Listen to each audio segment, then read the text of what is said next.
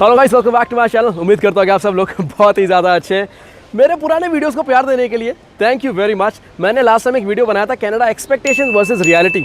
उस वीडियो का आप लोगों ने बहुत ज़्यादा प्यार दिया, उसमें बहुत सारे व्यूज़ आए, साथ ही साथ कुछ कमेंट्स भी आए। उन कमेंट्स को एनालाइज करते हुए आज का टॉपिक लेकर के आया हूँ। देखिए, जब भी आप अपनी कंट्री से कनाडा जाने का प्लान करते हो, जो पहली सिटी का नाम आता है आई थिंक वो आता है टोरंटो का। सो आज बात करने वाले हैं कि टोरंटो में रहने के प्रोज और कॉन्स क्या हैं। और इस वीडियो को पूरा देखें बिकॉज लास्ट में मैं अपने व्यू शेयर करने वाला हूं, बिकॉज मैं इस सिटी में पिछले 5 साल से रह रहा हूं। तो मैं बताने वाला हूं कि मेरे हिसाब से टोरंटो एक कैसी जगह है। तो बिना किसी रुकावट के चलिए इस वीडियो को शुरू करते हैं। Check the mic and make sure it sound right, boys.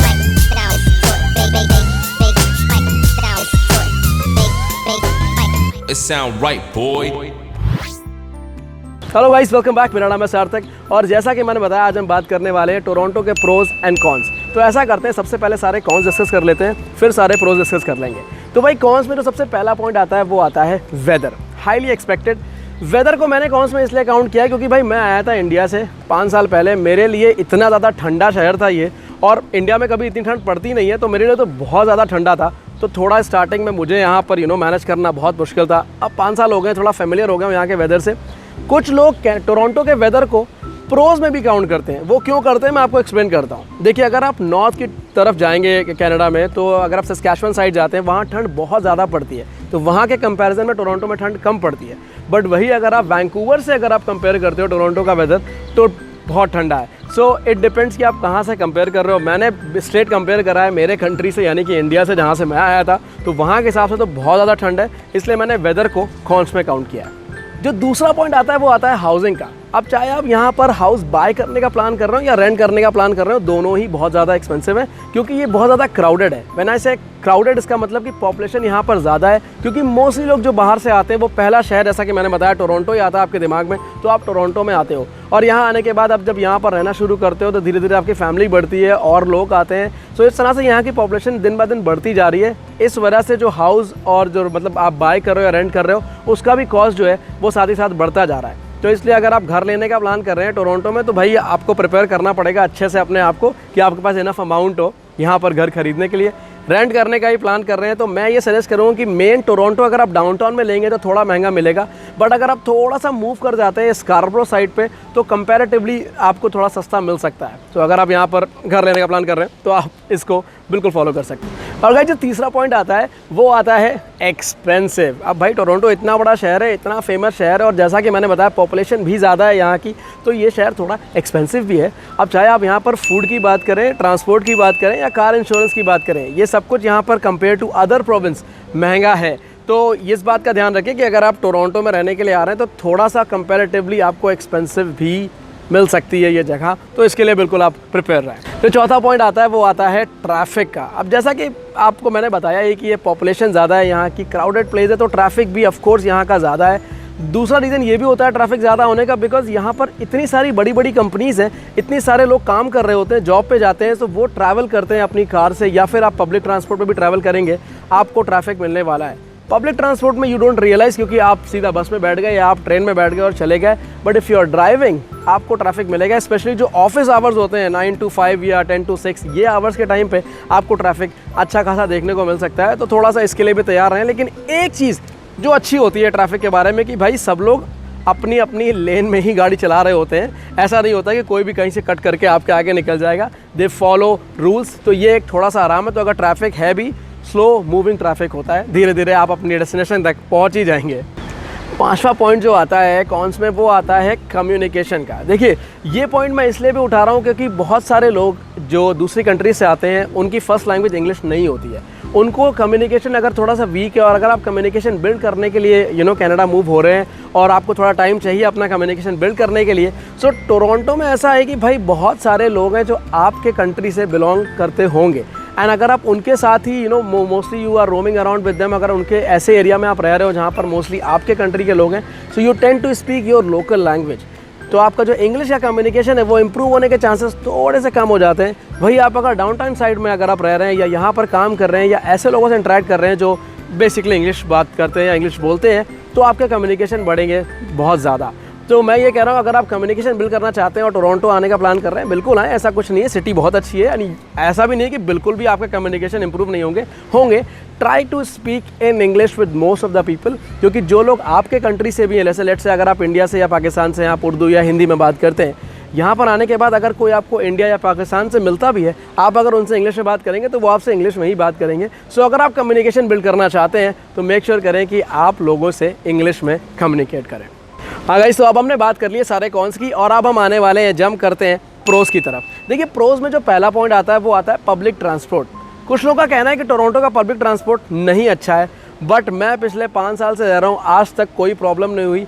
Public transport बहुत ही ज़्यादा अच्छा है, यहाँ का कनेक्टिविटी तो नेक्स्ट लेवल है। आपको एक पॉइंट से दूसरे पॉइंट जाना है तो आपको बिल्कुल भी परेशान होने की ज़रूरत नहीं है, आपको आराम से पब्लिक ट्रांसपोर्ट मिल जाती है, चाहे वो बसेस फैसिलिटी हो या फिर वो ट्रेन, जिसको ये सबवे भी कहते हैं। सो जो ट्रेन की लाइन होती है उसे सबवे कहा जाता है। तो अगर कभी कोई आपसे कहे कि मैं सबवे में हूँ, इसका मतलब कि वो ट्रेन में है।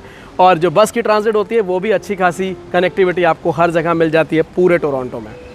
गाइस, जो दूसरा पॉइंट आता है वो आता है स्कूल्स, कॉलेज या फिर यूनिवर्सिटीज़। मोस्टली जो इमिग्रेंट्स आते हैं टोरंटो में वो होते हैं स्टूडेंट्स, और जब आप यहाँ पर आते हैं आपको पता है कि यहाँ की जो क्वालिटी ऑफ एजुकेशन है वो भी अच्छी है, और जो फेमस यूनिवर्सिटी और स्कूल्स हैं वो भी आपको मोस्टली टोरंटो में ही मिलेंगे। सेंटेनियल कॉलेज हो गया, शेरिडन हो गया, हम्बर हो गया, सेनेका हो गया, जॉर्ज ब्राउन हो गया, क्वीन यूनिवर्सिटी, रायरसन यूनिवर्सिटी, ये सारी मैकमास्टर यूनिवर्सिटी, ये सारी यूनिवर्सिटीज़ एंड कॉलेज टोरंटो में है। सो इसलिए स्कूलिंग यहाँ की बहुत ज़्यादा अच्छी है, और सारे फेमस यूनिवर्सिटी और कॉलेजेस आपको मोस्टली टोरंटो में मिलेंगे।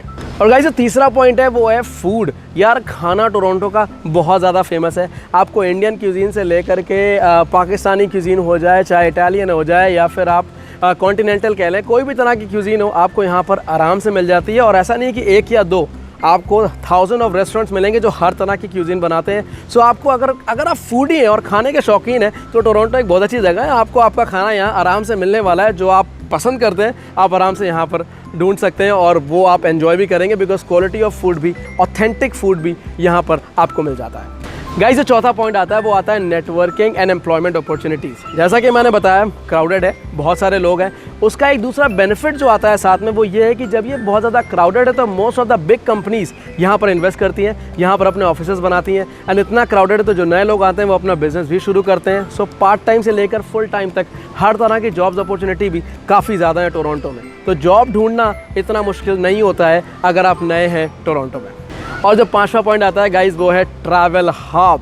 भाई, ऑल ओवर वर्ल्ड से मैंने आपको बताया यहाँ पर लोग आते हैं। वो क्यों आते हैं? वो इसलिए आते हैं कि भाई यहाँ पर जो ट्रैवल करने के लिए, यानी जो एंजॉय करने के लिए, एंटरटेनमेंट के लिए, साइट सीन के लिए, घूमने के लिए, मस्ती करने के लिए बहुत सारी जगह हैं। चाहे वो आप सीएन टावर की बात कर लें, या फिर आप रिप्लीज एक्वेरियम की बात कर लें, या फिर आप बात कर लें नायग्रा फॉल्स की, ये सारा कुछ टोरंटो से कनेक्ट करता है। तो भाई टोरंटो को इसलिए भी सबसे ज़्यादा हाई रेंज में माना जाता है इमिग्रेंट्स के लिए या फिर ट्रैवलर्स के लिए, क्योंकि ये घूमने के लिए बहुत अच्छी जगह है and they prefer to come to Toronto. तो आप अगर यहाँ पर रह रहे हैं तो आपको वीकेंड्स में एंजॉय करने के लिए, या जिस दिन भी आपका डे ऑफ है उस दिन एंजॉय करने के लिए बहुत सारे ऑप्शंस हैं। तो ये एक बहुत ही ज़्यादा अच्छी बात है टोरंटो के बारे में। और गाइस, जैसा कि मैंने बताया था कि इस वीडियो को एंड तक देखिए, मैं लास्ट में अपने व्यूज़ देने वाला हूँ। तो भाई मेरे व्यूज़ के हिसाब से हर जगह, हर किसी भी काम में, किसी भी सिटी में, किसी भी कंट्री में प्रोज एंड कॉन्स होते ही हैं, एडवांटेज डिसएडवांटेज हर चीज़ में होते हैं। मेरे हिसाब से टोरंटो एक बहुत ज़्यादा अच्छी जगह है क्योंकि यहाँ पर अपॉर्चुनिटीज़ बहुत ज़्यादा होती हैं।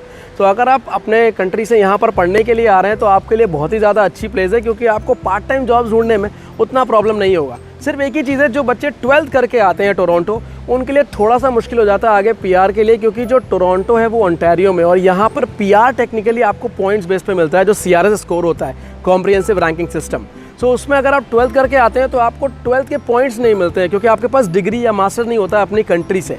तो अगर आप इंडिया से आ रहे हैं, मान लीजिए अगर आपने वहाँ पर डिग्री या मास्टर किया, उसके बाद अगर आप टोरंटो मूव हो रहे हैं तो बल्ले बल्ले है, क्योंकि भाई वहाँ पर जो आपने मास्टर्स किया या डिग्री करी उसके पॉइंट्स मिलेंगे, आपको एज के पॉइंट्स मिलेंगे, आप आइल्स का एग्ज़ाम दोगे उसके, फिर यहाँ पर आप पढ़ाई करते हो अगर 1 साल तो 1 साल का वर्क परमिट, 2 साल तो 3 साल का वर्क परमिट, फिर आप जॉब भी करते हो, फिर अगर आप जॉब करोगे तो आप एक्सपीरियंस गेन करोगे, एंड उसके बाद आपका जो पॉइंट्स हैं वो थोड़े ज़्यादा बन जाते हैं, क्योंकि आपके पास बैक होम से डिग्री और मास्टर्स है। जो 12th के बाद बच्चे आते हैं, अगर उन्हें लगता है कि वो बहुत अच्छे से मेहनत कर सकते हैं and they are capable of doing anything, और जो भी अपॉर्चुनिटीज़ मिलती है वो उसे ग्रैब कर लेंगे, आप टोरंटो आ सकते हैं, ऐसा नहीं है। बहुत सारे मेरे जानने वाले लोग हैं जो 12th करके आए हैं and they got PR and they are settled in this country. So ऐसा नहीं कि टोरंटो 12th वालों के लिए नहीं है, बिल्कुल है, आप आ सकते हैं। बट अगर आपको थोड़ा ईजी पीजी ऑप्शन चाहिए तो मैं ये सजेस्ट करूँगा कि ओंटारियो की जगह आप दूसरे प्रोविंस में देखें, क्योंकि वहाँ पर PR थोड़ा इजी हो सकता है। उसके बाद PR लेने के बाद आप बिल्कुल टोरंटो वापस आकर के सेटल हो सकते हो। सो बिल्कुल इस चीज़ को ध्यान में रखें कि टोरंटो एक बहुत अच्छी जगह है घूमने के लिए, खाने के लिए, पढ़ने के लिए और यहाँ तक कि जॉब्स के लिए। तो मेरे हिसाब से तो ये बहुत ज़्यादा अच्छी जगह है। अगर मेरे चैनल पर नए हैं तो यार इसे सब्सक्राइब कर दो और इसे लाइक करना बिल्कुल मत भूलना। कमेंट सेक्शन में बताओ अगर आपको भी कुछ पता हो प्रोज एंड कॉन्स टोरंटो के बारे में, that would be good. You can share with other people who are watching this video. And अगर वीडियो अच्छा लगा हो तो इसे लाइक कर दो। Thank you very much for watching. Take care of yourself and have a wonderful rest of your day. Good bye.